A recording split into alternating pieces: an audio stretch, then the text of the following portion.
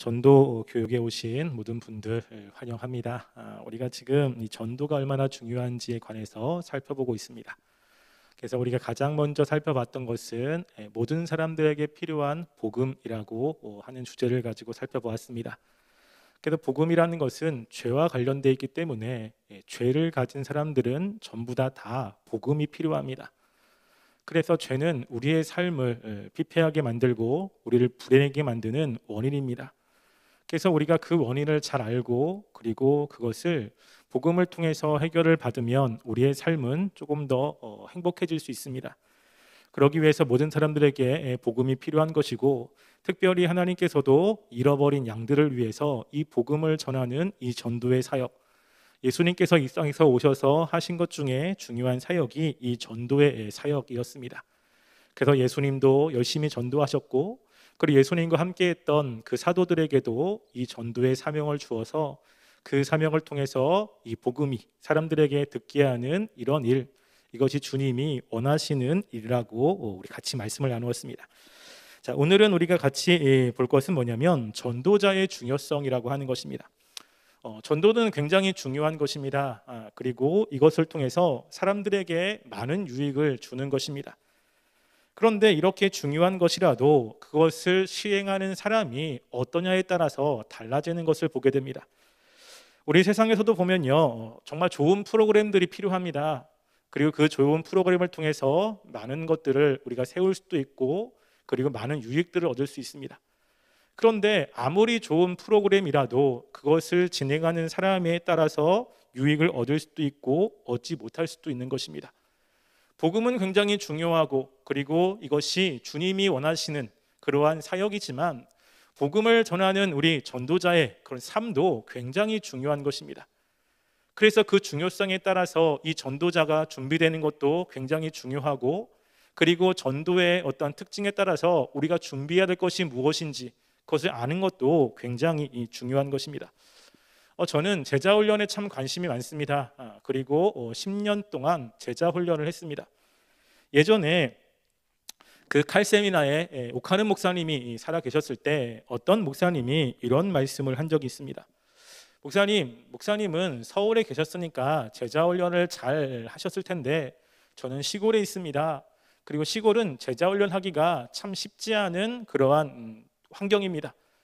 근데 그럼에도 불구하고 우리가 정말 성도를 깨우기 위해서 제자 훈련을 해야 됩니까? 라고 질문을 한 것입니다. 과연 이런 곳에도 이 제자 훈련이 과연 효과가 있을까요? 라고 질문을 한 것입니다. 그때 오카는 목사님이 이러한 질문을 했다고 합니다. 만약에 그 교회에 나 오카는이 만약에 담임으로 갔다면 저는 그것을 했겠습니까? 안 했겠습니까? 라고 질문을 한 겁니다. 그랬더니 그 질문한 목사님이 대답하기를 당연히 했겠지요 라고 이야기하는 것이죠. 중요한 것은 그것이 어떤 것이냐라고 하는 것도 중요하지만 그것보다 그 일을 하는 사람이 과연 어떤 사람이냐라는 것이 굉장히 중요합니다. 전도도 마찬가지입니다. 이 전도 하나님이 굉장히 기뻐하시는 것이고, 우리가 어제 보았지만 이 지역에 아직까지 주님을 모르는 하나님의 백성들이 분명히 있습니다. 그들은 목자 없는 양과 같이 유리하며 기진하며 힘들어합니다. 우리가 전하는 이 복음은 그들에게 필요한 것이고, 또 그들은 그 복음을 통해서 하나님의 자녀가 되고 삶이 윤택하고 풍성한 삶을 누릴 수 있습니다.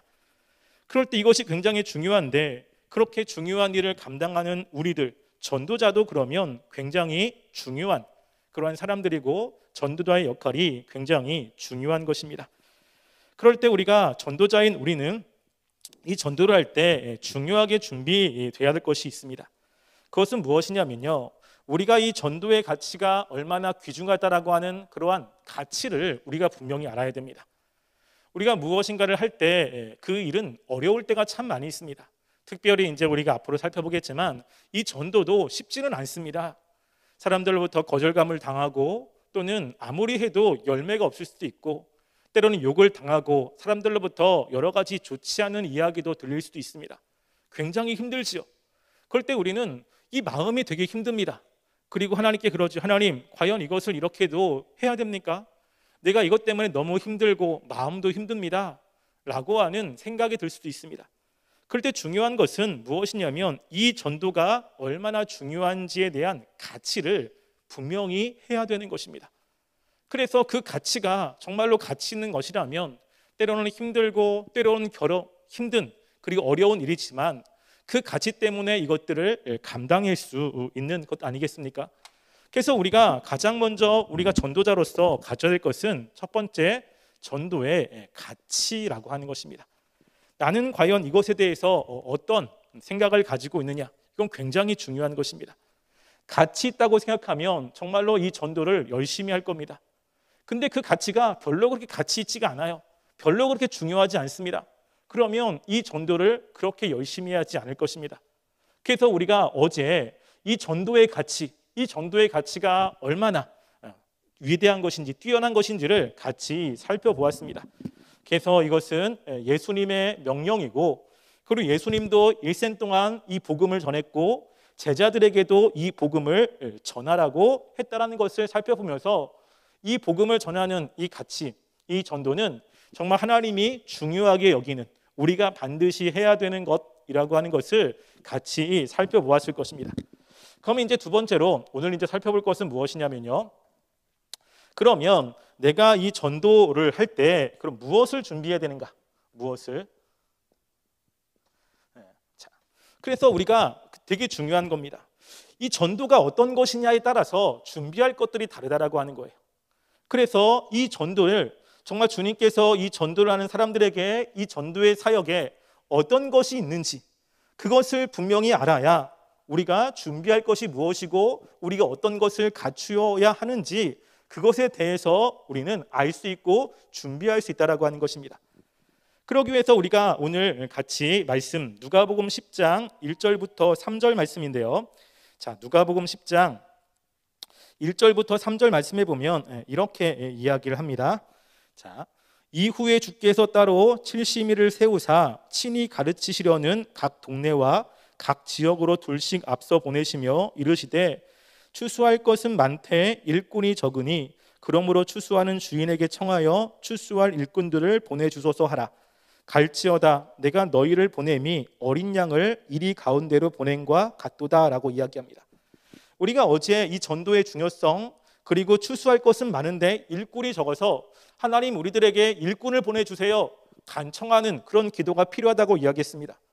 그래서 그 일꾼이 와가지고 이 전도를 해야 되는 거예요. 그럴 때 지금 3절에 보면 이 전도의 성격이 어떤지를 이야기를 하고 있습니다. 과연 이 전도는 어떤 것이냐? 그럴 때 복음을 전하는 것 단지 그거는 이제 전도에 대한 뜻인데요. 그럼 전도할 때 어떤 일이 벌어지는 것이냐? 예수님은 과연 이 전도를 어떻게 보고 계시느냐라고 했을 때 3절 말씀입니다. 그래서 갈지어다. 그래서 복음을 전하러 갈지어다. 내가 너희를 보내는 것이 어린 양을 이리 가운데로 보낸과 같도다라고 이야기하는 거예요. 그러니까는 하나님의 백성들이 이제 어린 양입니다. 어린 양이 이리 가운데로 보내는 거예요. 자, 어떻게 보면 이게 상식적으로 말이 안 됩니다. 왜냐하면 이리는 어린 양을 잡아먹는 거예요. 그리고 어린 양은 이리의 무리 속에 절대 들어가지 않습니다. 그런데 지금 예수님께서 야 너희들 지금 세상에 보면 추수할 것들이 많아. 너희들이 복음을 가지고 세상에 나가서 사람들에게 복음을 전하는 건데 그것은 어떤 거냐면 어린 양이 이리 가운데로 들어가는 것과 같아라고 하는 거예요. 그러니까 어린 양이 이리 가운데로 들어갔는데 잘못하면 잡혀먹을 수도 있습니다. 그리고 어린 양이 이리에게 어떤 것도 하지 못할 수도 있습니다. 위협도 당하지요. 힘든 것도 있다라고 하는 것입니다. 그만큼 이 전도라는 것은 쉽지 않다는 거예요. 그냥 한번 전도나 해볼까? 하나님이 명령하시니까 그냥 뭐 하나 해볼까? 이렇게 해서 되는 문제가 아니라 과연 이 전도는 어떻게 해야 되는지 잘 설명하고 있는 것입니다. 세상 사람들은 우리가 나가서 복음을 전할 때 우리의 복음을 쉽게 받아들이지 않습니다. 그리고 복음을 전하는 우리들을 굉장히 귀하게 대접하지 않습니다. 무시하고 멸시합니다. 그리고 우리들한테 이상한 눈초리로 보낼 때가 참 많이 있죠. 그래서 그것에 대해서 성경은 이야기를 할 때 마태복음에도 똑같이 이야기를 하는데요. 우리가 가서 복음을 전할 때 상대방이 우리가 전한 복음을 거절할 때가 되게 많이 있습니다.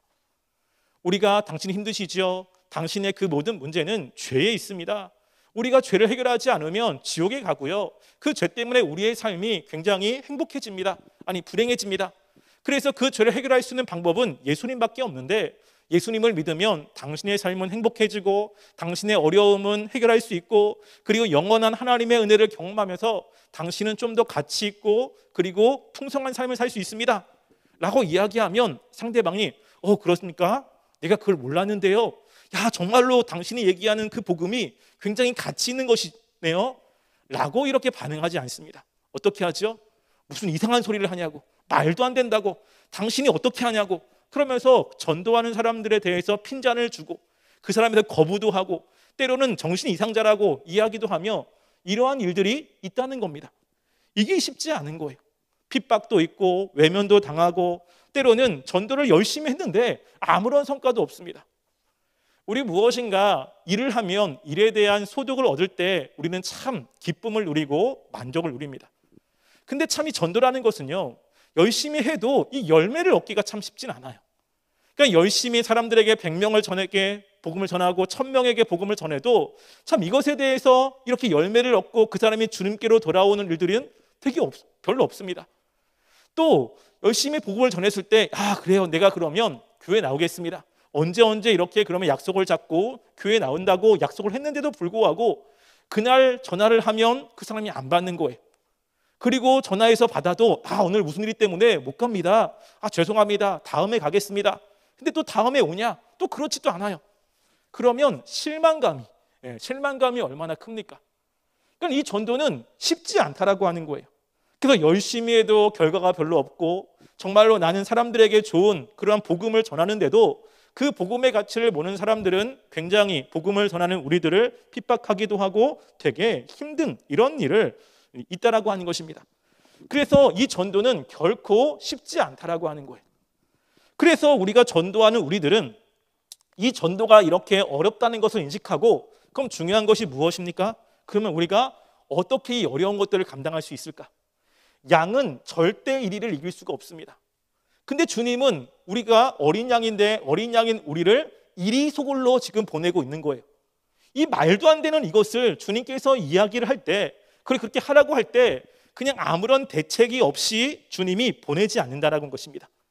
그리고 전도하는 사람은 이것이 이렇다는 것을 인식하고, 그리고 내가 갔을 때 사람들이 내가 하는 이야기를 잘 들을 거라, 이러한 기대감, 이런 것들을 가지고서 하면 실망이 있으니까 이 전도할 때 온전히 주님을 의지하며 하는 것이 굉장히 중요하다는 것입니다. 그래서 예수님께서 이 전도의 사역을 시킬 때 누구에게 시켰냐면 12사도 그리고 70명의 제자들에게 시켰습니다. 주님의 사역을 쭉 보시면 주님께서 복음도 전하고 그러는데 복음을 전하는 것과 함께 이 12명의 사도에게 굉장히 집중하고 계시는 것을 보게 돼요. 다른 사람들은 예수님이 하셨던 비유를 몰라도 그냥 넘어갔지만 제자들이 물어볼 때는 그 비유가 무엇인지를 이야기를 해주고 또 이해시키는 일들도 벌어졌습니다. 그러니까 예수님께서 12명의 제자와 함께 먹고 마시고 자고 하면서 그 12명의 제자에게 굉장히 집중하셨어요. 왜냐하면 예수님께서 나중에 부활하시고 난 이후에 그 전도의 사명을 12명의 제자가 해야 되기 때문에 그 12명의 제자를 준비시키는데 굉장히 노력을 하셨습니다. 그래서 예수님께서는 그 12명의 제자를 뽑을 때 그 제자들이 예수님과 함께 있을 때 무엇에 집중해야 되는지에 관해서 마가복음 3장 13절부터 16절이 이야기를 합니다.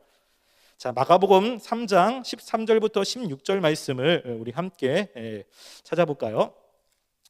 자, 우리가 어제도 이제 한때 본 말씀이긴 한데 마가복음 3장 13절부터 16절에 보면요, 제가 읽어드릴게요.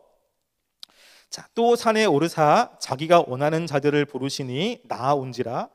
이에 12를 세우셨으니 이는 자기와 함께 있게 하시고 또 보내사 전도도 하며 귀신을 내쫓는 권능도 가지게 하려 하심이러라. 이 12를 세우셨으니 시몬에게는 베드로란 이름을 더하셨고 라고 이야기하죠. 지금 여기 보면 12명을 세우셨어요. 근데 그 12명이 정말로 잘 해야 되는 것, 그것이 무엇이냐면 자기와 함께 있게 하시고라고 하는 거예요.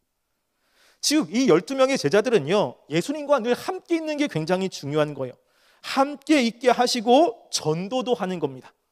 그러니까 먼저 이 12명이 가장 중요한 것은 전도가 먼저가 아니라 무엇이죠? 예수님과 함께 있는 거예요. 함께.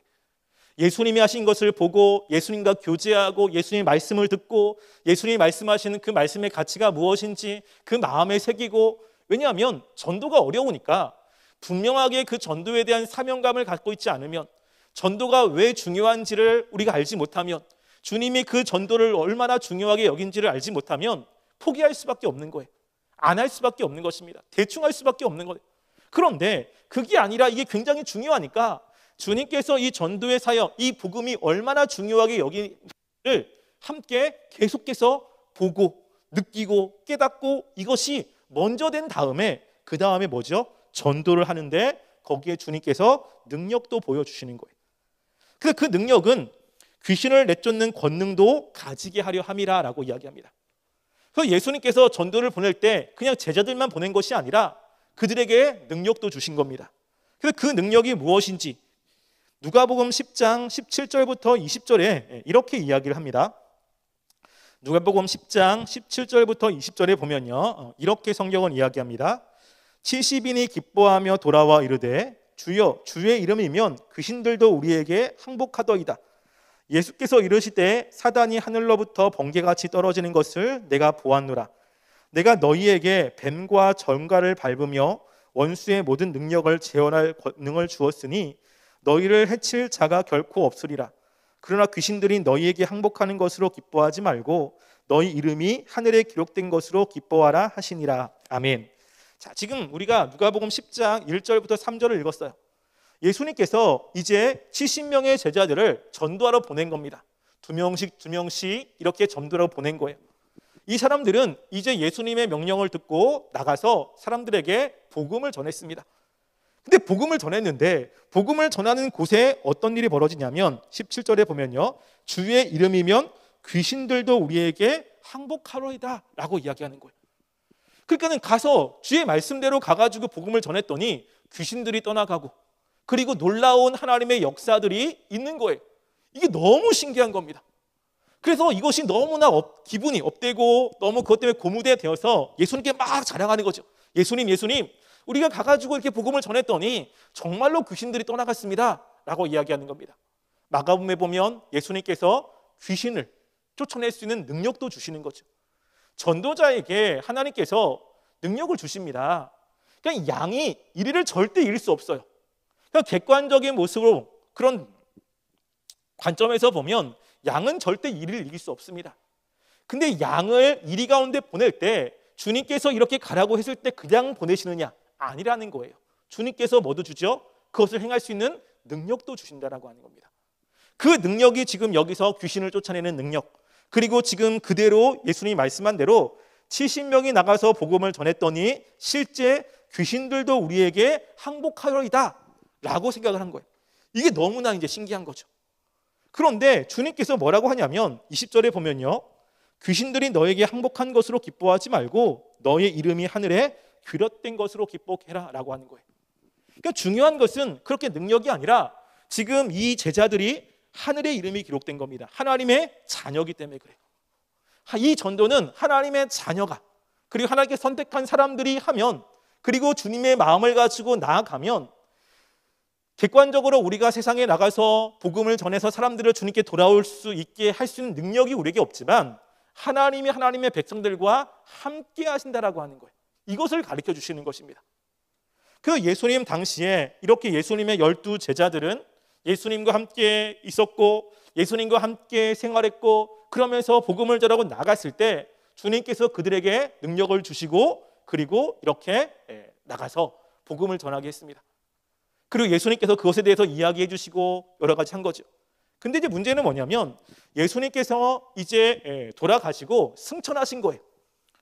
이 제자들은 자신들이 함께 했었던 그 예수님과 함께 할 수가 없는 거예요. 정말 12 제자에게 중요한 것은 예수님과 함께 하는 것인데 이제는 그 예수님과 함께 생활할 수 없고 예수님께 물어볼 수도 없고, 그리고 굉장히 외톨이처럼 자기들만 이제 있는 이런 상황 가운데 있는 것입니다. 그럴 때는 어떻게 전도해야 되느냐? 이 12 제자에게 굉장히 중요한 것은 주님과 함께 있는 것인데 이제 육체적으로 주님과 함께 할 수 없는 상황 가운데 있는 거예요. 근데 주님께서는 그 12제자들에게 또다시 복음을 전하라고, 예수님의 증인으로서 살라고 이야기를 하거든요. 그럼 그때 뭐가 필요한가라고. 지금도 마찬가지로 우리는 예수님과 함께 같이 눈을 보며 그리고 같이 만나서 이야기할 수는 없습니다. 예수님이 안 보이는 거죠. 근데 말씀을 통해서 보면 하나님은 전도를 원하시고 전도하는 사람들과 함께 하시고 이 전도가 굉장히 가치 있는 거예요. 우리가 전도에 대한 설교를 들을 때 마음의 뜨거움도 있고 전도하겠다라고 하는 마음이 들죠. 근데 똑같이 그 전도는 양을 이리 가운데 보내는 것과 같아요. 그럼 우리가 정말 이길 수 있느냐? 그 12제자가 있을 때는 예수님이 함께 계셨기 때문에 그들이 부족하면 예수님이 직접 해결하시고, 그들이 안 되는 거 있으면 예수님이 가가지고 말씀하시고 들이 있지 않습니까? 근데 지금은 없다는 거예요. 그러면 우리는 지금 이 전도할 때 굉장히 중요하게 여기는 것이 어떤 것이냐라고 하는 것입니다. 이것에 대해서 사도행전 1장 8절은 이야기합니다. 자, 사도행전 1장 8절 우리가 많이 알고 계시는 것이죠. 자, 사도행전 1장 8절에 보면 이렇게 이야기를 합니다. 자, 사도행전 1장 8절 제가 읽어드리겠습니다. 오직 성령이 너희에게 임하시면 너희가 권능을 받고 예루살렘과 온 유다와 사마리아와 땅끝까지 이르러 내 증인이 되리라 하시니라. 아멘. 여기 보면 이제 예수님이 계시지 않아요. 그러면 이제 그 전도의 사역을 감당하는데 전도의 사역은 굉장히 어려워요. 그러면 이 이후에 우리가 어떻게 이 전도의 사역을 감당하고 복음을 전할 수 있을까? 중요한 것은 무엇입니까? 8절에 보면 오직 성령이 너희에게 임하시면 너희가 권능을 받고 예루살렘과 온 유다와 사마리아와 땅까지 이르러 내 증인이 되리라라고 이야기합니다. 예수님께서 모든 도시와 마을로 가서 복음을 전한 것처럼 우리가 이제는 그 복음을 가지고 땅끝까지 가서 복음을 전하는데, 그 복음을 전할 때 중요한 것이 무엇입니까? 성령이 임하시면이라고 이야기하는 거예요. 이 당시에 로마서 사도행전 1장에는 아직 성령이 임하지 않았습니다. 그래서 예수님이 이제 올라가실 때 앞으로 성령이 임할 건데, 성령이 너에게 임하면 너희들이 복음을 전하는데 능력을 받을 거야, 권능이 있을 거야 라는 이야기를 지금 하고 있는 겁니다. 그래서 실제로 사도행전 2장에 보면 성령님이 이제 내리셨죠. 그리고 그 성령님이 사도행전 2장 3절에 보면 이렇게 이야기합니다. 마치 불의 혀같이 갈라지는 것들이 그들에게 보여 각 사람 위에 하나씩 임하여 있더니 라고 이야기하는 거예요. 함께 기도했던 사람들 가운데 성령님이 임했어요. 성령님을 임하고 난 다음에 방언도 하고 그리고 성령의 충만함을 받고 있는데, 그때 일어났던 것 가운데 하나가 무엇이냐면요, 사도행전 4장 8절에 보면 이 베드로가 사도행전 4장 8절에 보면요 이렇게 이야기합니다. 이에 베드로가 성령이 충만하여 이르되 백성의 관리들과 장로들아 라고 이야기하면서 그 복음을 선포하고 있는 거예요. 베드로는 예수님이 십자가에 달려 돌아가실 때 두려워하는 사람이었습니다. 그리고 언제 죽을지 모르는 그런 두려움 가운데 예수님을 스승이라고 이야기하지 못하고 부인하는 그런 사람이었어요. 그리고 계속해서 사람들은 예수님을 따르는 사람들을 찾고 그들을 죽이려고 하는 그런 분위기 가운데 있습니다. 당연히 위축될 수밖에 없어요. 지금 복음을 전하는 것보다는 자기의 생명이 지금 위태롭고, 그리고 그것을 전하면 죽을 수도 있는 이런 상황 가운데 있습니다. 그런데 그럴 때 베드로가 담대하게 이야기하는 거예요. 자기를 죽이려고 하는 그 사내들인 사람들 그리고 관리들에게 명확하게 베드로는 그 복음에 대해서, 예수님에 대해서 증거하는 일이 있었던 것입니다. 그러니까 객관적으로 보면 사내들인은요 이리들이어서 베드로를 죽일 수도 있어요. 베드로는 사내들인과 공의원 사람들의 입장에서 보면 힘이 없는 사람입니다. 마음대로 할 수 있는 사람이에요. 그런데 이 마음대로 할 수 있는 베드로가 일이라고 이야기할 수 있는 사내들인 사람들에게 담대하게 복음을 전합니다. 그런데 이 일이 때가 베드로를 어찌할 수가 없는 거예요. 그렇게 담대하게 전할 때 성경은 뭐라고 이야기합니까? 성령이 충만하여라고 하는 거예요. 이게 굉장히 중요한 것입니다. 이제는 우리가 주의를 할 때 굉장히 중요한 것은 뭐냐면 성령이 충만한 상태를 이야기하는 거예요. 우리가 사도행전 6장 10절에 보면 또 스데반에 대해서 이야기를 합니다. 자, 사도행전 6장 10절에 보면 이렇게 이야기하죠. 스데반이 지혜와 성령으로 말미암아 그들이 능히 당하지 못하여라고 이야기해요. 그러니까 스데반이 사람들에게 복음을 전하는 거예요. 예수님을 전하는데 사람들이 당해낼 수가 없는 거예요. 근데 왜 그렇게 사람들이 당해낼 수 없느냐? 성경은 명확히 이야기하는데 스데반이 지혜와 성령으로 말하여서라고 이야기하는 거예요. 스데반 자체의 능력이 있거나 그런 게 아니라 그때 필요한 말씀들, 그때 해야 되는 것들이 성령을 통해서 스데반을 통해서 이야기를 하고 있는 것입니다. 그래서 그 스데반이 죽을 수 있는 상황 속에서 정말 많은 사람이 있는 곳에서 담대하게 복음을 증거하는 일을 했다라고 하는 것입니다. 중요한 것은 뭐냐면 이 성령이 충만한 것입니다. 우리가 사도행전 13장 2절에 보면 이제 사울과 바나바가 전도 여행을 하게 됩니다. 그러니까 그 지역은 지금과 다르게 다른 지역에 가서 여행하는 것은 좀 어려운 것입니다. 중간에 강도를 만날 수도 있고, 그리고 죽임을 당할 수도 있고, 그리고 치안이 지금처럼 안정되지 않는 그런 상황이에요. 그런데 가서 복음을 전하는 일이 쉽지는 않습니다. 가서 죽일 수도 있고 어떤 상황이 어떻게 일어날지 알 수 없는 상황인데, 지금 사울과 바나바가 그 복음을 가지고 여러 곳을 다니면서 그 위협과 힘든 것들을 이겨나갑니다. 근데 그럴 때 성경은 뭐라고 하냐면 사도행전 13장 2절에 보면요, 성경은 또 이렇게 이야기합니다. 자, 사도행전 13장 2절에 보면요, 주를 섬겨 금식할 때에 성령이 이르시되 내가 불러 시키는 일을 위하여 바나바와 사울을 따로 세우라 하시니 라고 이야기하죠. 일을 누가 시켰습니까? 성령님이 시키는 거예요. 성령님께서 이 사울과 바나바를 따로 세우고, 그리고 13장 4절에 보면 두 사람이 성령의 보내심을 받아 가서 복음을 전하고 있는 것입니다. 지금 사울이 복음을 전하러 갔을 때 사울이 가지고 있는 탁월함, 사울이 가지고 있는 지식, 이걸로 해서 사람들이 그 말을 듣고 주님께로 돌아온 것이 아니라 그 사역 가운데 누가 함께한 것입니까?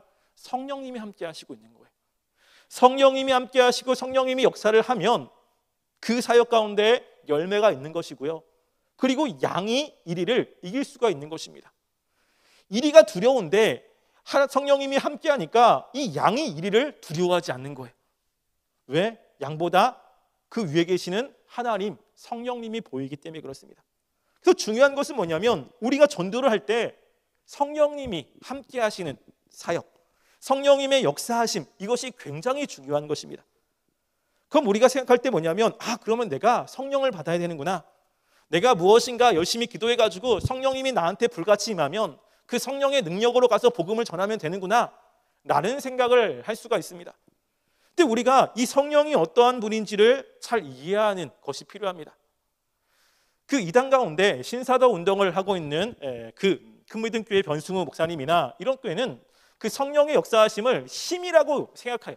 기도를 열심히 하면 힘이 주어지고 능력이 주어진다고 생각하는데 성경은 그렇게 이야기하지 않습니다.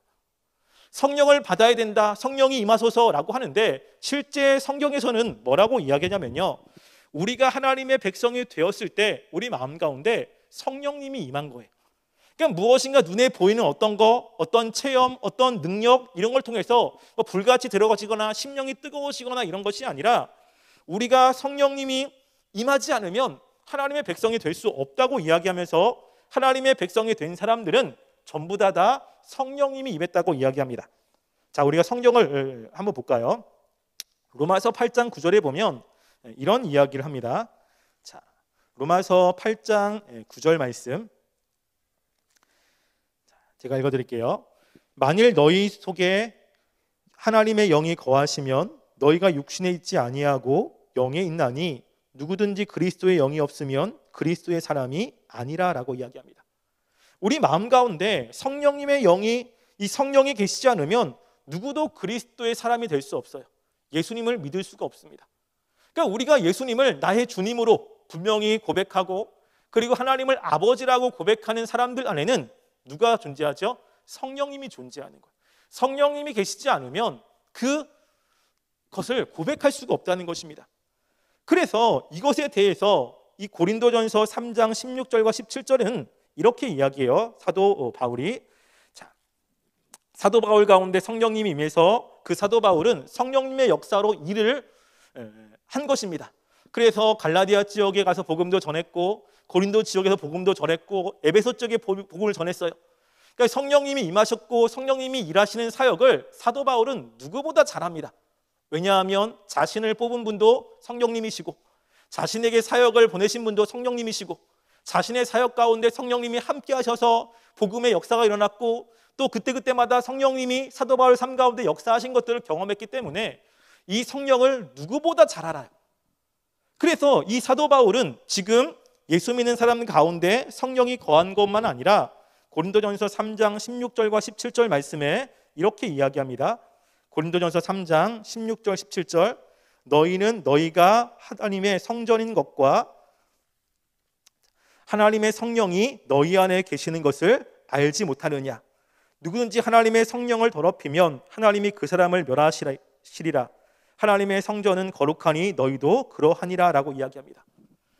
우리 자신이 누구라고 이야기합니까? 하나님의 성전이라고 이야기해요. 왜? 하나님이 우리의 몸에 거하기 때문에 그렇습니다. 그래서 우리가 성령님 나에게 부어주세요, 성령님 나에게 오세요라고 기도할 필요가 없이 무엇이냐면 벌써 우리가 예수님을 믿는 그것은 성령님이 우리 가운데 내주하셨기 때문에 우리가 주님을 그렇게 고백할 수 있다는 것입니다. 그래서 우리가 성전이라고 이야기합니다. 성전. 자, 우리가 성전을 이야기할 때 제가 이제 다음 주 수요일 날 설교인데 설교 시간에도 아마 이 이야기를 하게 될 겁니다. 자, 근데 성전을 우리가 생각할 때 뭐냐면요, 성전이라고 하는 것은 뭐냐면 하나님이 거하시는 장소예요. 그래서 하나님이 이스라엘 백성들을 출애굽시켰고 그 출애굽한 이스라엘 백성들은 시내산에서 하나님과 언약을 맺습니다. 그래서 하나님께서는 이스라엘 백성이 하나님이 되고 이스라엘 백성은 하나님의 백성이 되는 거예요. 그러면 하나님이 이스라엘 백성의 왕이기 때문에 이스라엘 백성과 함께 움직여야 됩니다. 근데 하나님이 눈에 보이지 않아요. 그래서 이스라엘 백성들이 하나님을 볼 수 있는 하나님이 임재하시는 장소를 만들라고 이야기합니다. 그것이 뭐냐면 성막이라고 하는 거예요. 거룩할 성자에 이것은 텐트 막자입니다. 이스라엘 백성이 지금 출애굽한 이후에 광야에서 자꾸만 옮겨 다녀야 되는 거예요. 그러니까 옮겨 다니기 위해서는 뭐가 필요하면 텐트가 필요한 겁니다. 그래서 하나님이 계시는 텐트, 이스라엘 백성이 옮기면 하나님도 같이 옮겨지고 같이 이렇게 할 수 있는 하나님이 임재하시는 장소가 바로 이 성막이라고 하는 거죠. 그러다가 이스라엘 백성이 이제 가나안 땅에 들어왔어요. 이제는 더 이상 이렇게 움직일 필요가 없습니다. 한 곳에 정착해서 살아요. 그래서 하나님께서 계시는 그 집도 이제는 자꾸만 옮길 필요가 없습니다. 그래서 다윗이 마음을 먹고 솔로몬이 만든 것이 무엇이죠? 성전이라는 것을 이제 만들기 시작합니다. 전은 집전자예요. 하나님이 계시는 집이라는 것입니다. 그래서 하나님께서 다른 모든 곳에 계시지만 특별히 하나님이 계신 것을 눈에 보이는 장소로 만든 것이 바로 성전이에요. 이제는 옮길 필요가 없는 것이죠. 그런데 이스라엘 백성이 하나님이 계신 성전, 이 성전을 거룩하게 해야 되고 이 성전에서 하나님만 섬겨야 되는데 보진 않겠지만 에스겔에 보면요, 하나님이 이 성전을 떠나세요. 그래서 하나님께서 이 성전 안에 이스라엘 백성들이 하나님이 계신 그 성전을 뒤로 하고 태양신을 섬기고 그 성전 안에 온갖 우상 숭배의 물건들이 들어온 것을 하나님이 보시고 굉장히 불쾌하게 했어요. 그래서 에스겔에 보면 하나님께서 이제 에스겔이 바벨론에 있었는데 바벨론에 있는 에스겔에게 찾아오십니다. 그러면서 환상을 보여주세요. 그게 이제 에스겔 1장부터 시작해서 10장까지 내용의 그건데요. 그래서 하나님이 여기 계셨는데 여기서 떠나시는 거예요. 떠나셔서 어디로 오냐면 에스겔에 있는 그 바벨론으로 찾아오는 거예요. 에스겔은 굉장히 좀 그걸 보면서 충격을 먹었어요. 왜냐하면 하나님은 성전에만 계시는데 이 성전이 아니라 자기에게 찾아온 것을 보면서 이 충격을 먹은 거죠. 왜 그렇습니까? 이 성전이 죄로 더러워졌기 때문에 그렇습니다. 그러다가 다시 이제 하나님께서 우리와 함께 계시는 그런 때가 뭔데 그게 뭐냐면 예수 그리스도가 오시는 거죠. 말씀이 육신이 되어 우리 가운데 임했습니다. 그래서 예수님께서는 이제 성전이 되신 거예요. 그래서 예수님이 뭐라고 하냐면 헤롯 성전 다 허물고 이제 내가 3일 만에 성전을 세우리라 라고 하면서 그 성전이 뭐냐면 예수님, 예수님 자신이 이제 성전이 되시는 거죠. 왜요? 하나님이신 그 예수님이 이 땅 가운데 육체를 입고 오신 것입니다. 근데 그러다가 이 예수님이 십자가에 돌아가시고 승천하셨어요.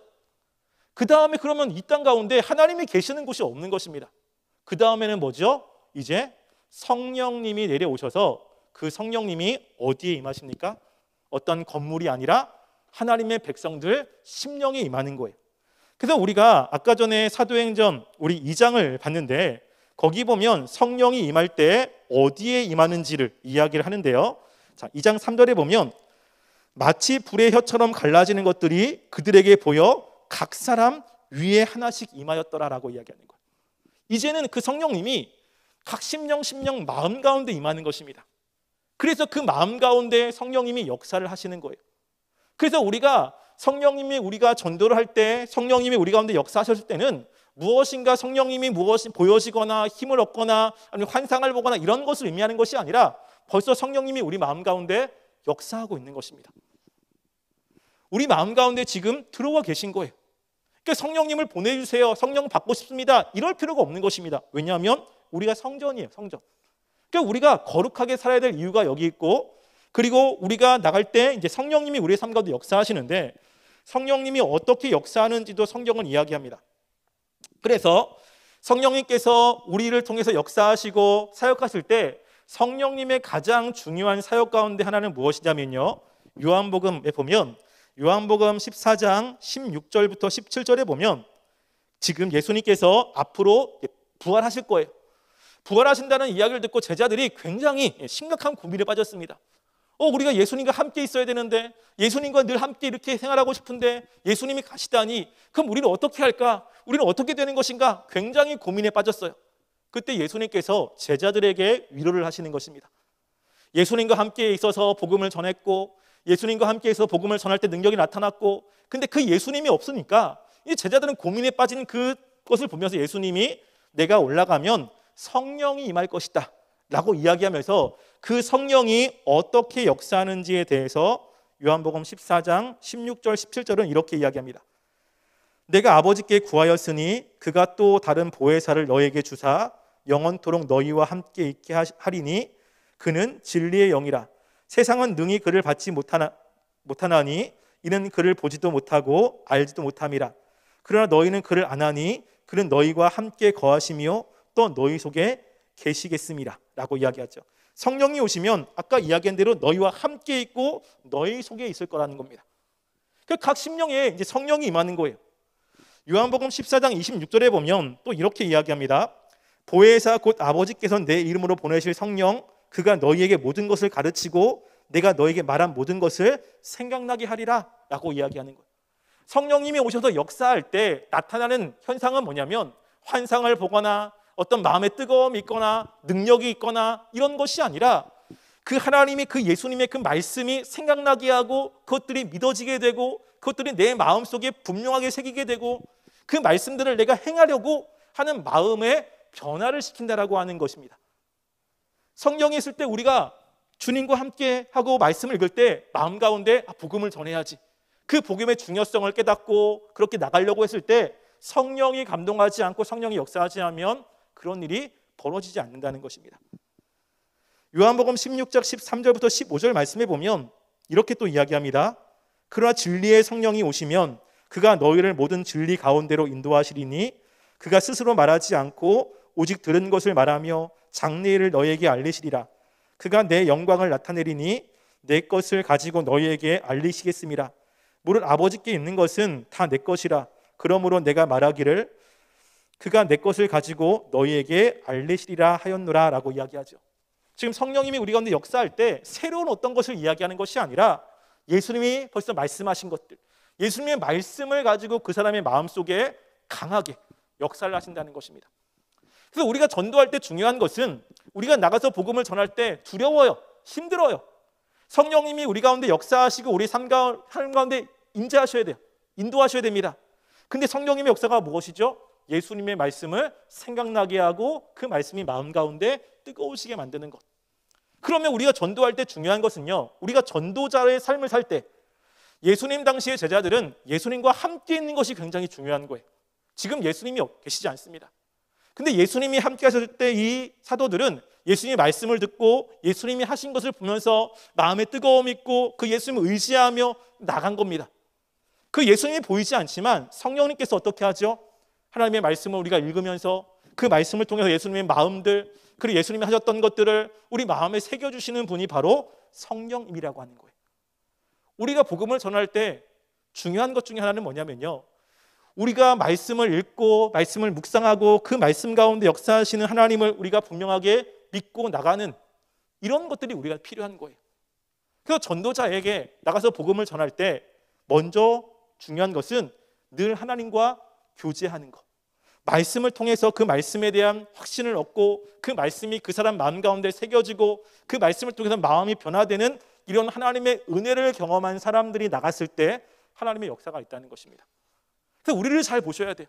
우리가 전도에 나갈 때 전도하는 그거 하나의 행동, 이것보다 우리가 그 전도에 나갈 때 중요한 것은 어려운 거거든요. 힘든 건데 우리가 그것을 어떻게 할 수 있을까? 그것은 하나님과의 관계가 굉장히 중요하다는 것입니다. 말씀을 듣고 또 예수님도 하셨듯이 기도하는 삶, 말씀을 읽는 삶, 그 말씀의 뜻이 무엇인지 깨닫는 삶, 그러면서 성령님께서 그 마음 가운데 주셨던 그 은혜의 말씀들을 품고 살아가는 삶, 이 삶이 굉장히 중요합니다.